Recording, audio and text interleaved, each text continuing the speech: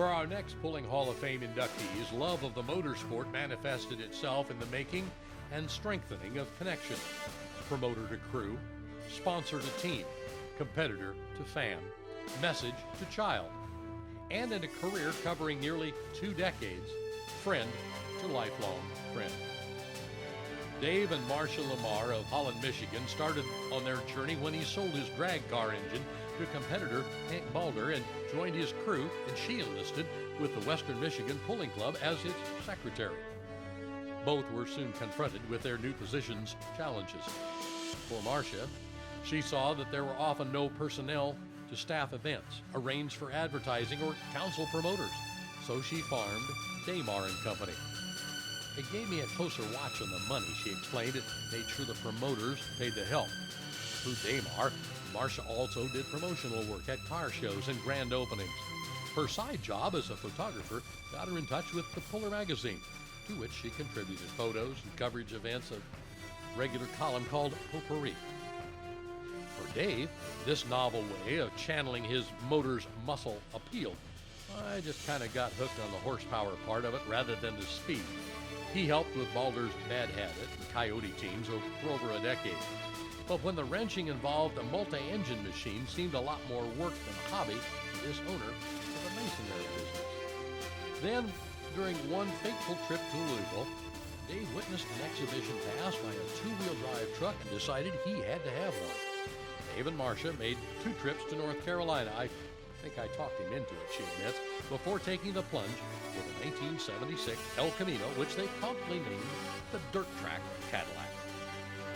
We made it our dream, said Marcia of their 1987 entry into competition, and while it reduced Marcia's involvement in club operations, it resulted in a new role. I'm kind of a hot rodder. I enjoyed working on the motor. I didn't want to sit in the house while Dave was out there working.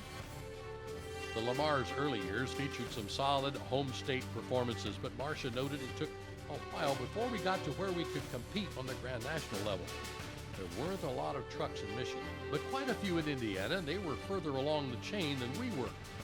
Advancements were going to require dollars, and that revealed another of their strengths when sharp-looking El Camino assumed the color of the Parts Plus sponsorship.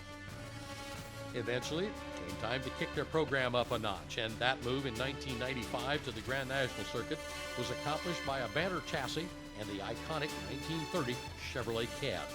It is this version that will be instantly recognizable as the definitive Dirt Track Cadillac, with its sly take on a familiar slogan in the script on the grille, "Yesterday's Chevy Truck." But it initially had Dave longing for the truck he had the year before. Electrical issues, bad connections, bedeviled the new ragtop ride. The truck would fire right up for warm-up, but as Marcia recalls, once it got near the line, the sucker wouldn't start.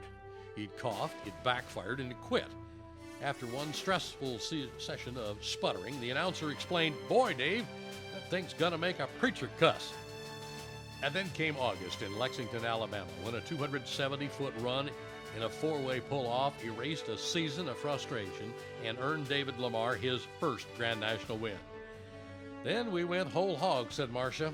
We put on lots and lots of miles. We crisscrossed the country, and it was a wonderful life. But Dave notes there was one piece still missing: durability. I was really trying to get a championship with a Chevy that I had Pontiac heads on. But I knew I wasn't going to be able to push that Chevy that hard. There wasn't enough bearing surface. It ended up I bought John Heilman's Hemi, a 5-inch stroker motor. Fuel shutoff problems resulted in 2 sets of scorched heads early in the campaign, but that Hemi and its memorable run, well, let's let Dave finish the story. That year, he says, I ended up winning 6 of the last 7 events. Going in Essex Junction, Vermont, I was 6 points down in 3rd place. I was first hooked. I took it out the end pretty easy. I didn't have to touch the brake. We had a big pull-off. I pulled it some 280-some feet, and Greer Hamilton went about 17 feet. And then everything went on the ground underneath. Roland Barr came up. He was about to maybe 100 feet, and the throttle cable broke. So I ended up winning and won the national championship. Fittingly, after such a strong end-of-season push, Dave won NTPA's 1999 Hard Charger Award. to top it off, Copenhagen's Gold had Harry Gant, one of my heroes in NASCAR, there to give me the award. That was really an honor.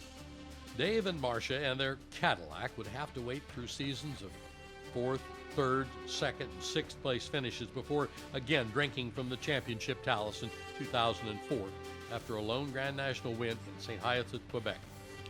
Fortunately, I was able to get a bunch of seconds and thirds to make up the difference, Dave explained at the time. Meanwhile, Marcia continued to make connections with friends all across the circuit. We have wonderful friends from all over, the Knoxes, the LaRues, and Cindy Lamping from out in Minnesota, along with the Christensens and LD and Ruth Nation down in Missouri.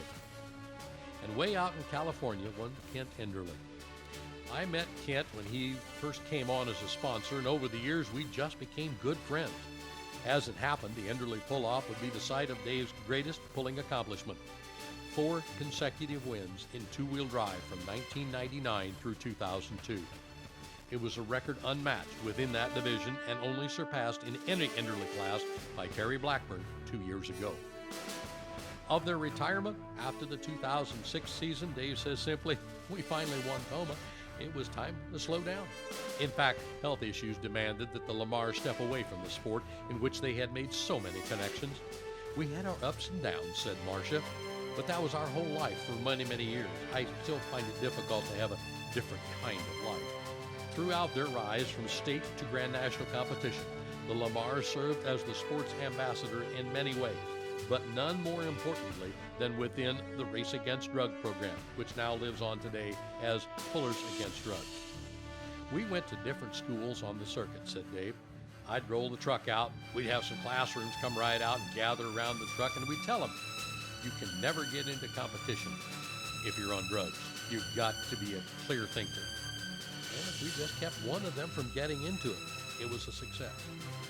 Please welcome to the stage Mr. and Mrs. David and Marcia Lamar, members of the 2017 Class Pulling Hall of Fame.